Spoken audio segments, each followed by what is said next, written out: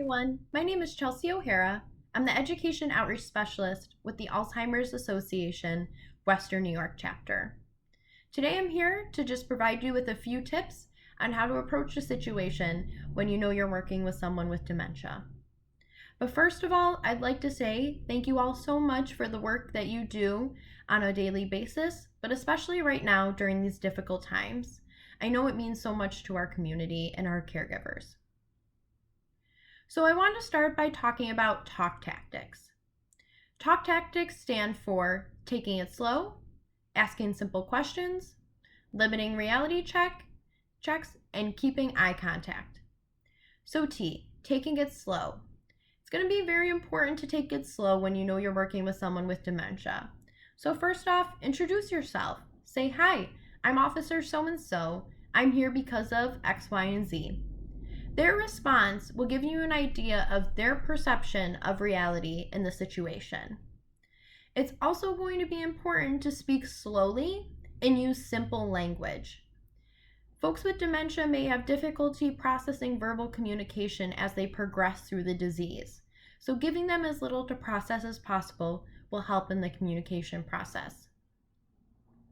So now we have A, asking simple questions. It's going to be important that not only are you asking simple questions like their name, if they live nearby, if there's a loved one you can call, but also making sure that only one person is asking these questions and they are asked one at a time. Again, giving folks less to process will ease the communication process. Now we're moving on to L, limiting reality checks. So one way that you can possibly recognize if you're working with someone with dementia is if it seems like that person is living in the past or living in a different time period. And this is because when it comes to dementia, the short-term memory is impacted much more than the long-term memory, more often than not. So that means these long-term memories are the ones that are still intact for this person, and so that may be the time period in which they're living. And that is their reality. So it's important that we limit those reality checks as much as possible and go with the flow to help ease any confusion or agitation. It's also going to be important to focus on the facts, not the feelings in these situations. So even though you may have an older woman upset that she has to get her young children off the bus, knowing that her young children are now grown, she's still very upset and worried about her children. So we're going to focus on those feelings rather than the fact that her children are grown and they are okay. So now we're moving on to K, keeping eye contact. So that's just going to be important to build rapport, trust, to let the person know that you're directly speaking to them, but also keeping in mind that verbal communication becomes more difficult as the disease progresses. So you're going to want to try and approach from the front as much as possible just to reduce any surprise or just scaring anyone, but also to being mindful of your body language.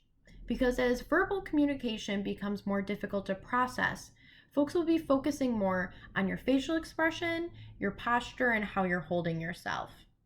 Okay?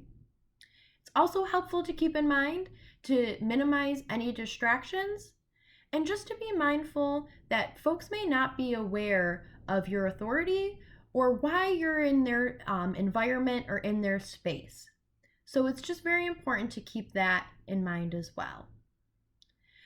So for yourselves, there's a lot more information on these tips and trainings directed toward first responders at alz.org/first responders. We also have many programs, information, and ideas at our website at alz.org/Western New York. So that's alz.org/WNY. We are hosting a lot of different virtual education topics, different support groups virtually, as well as care consultations virtually. So those are one-on-one meetings with a dementia expert. If you want to find out more about those, you can also visit our website at alz.org/CRF. That stands for Community Resource Finder.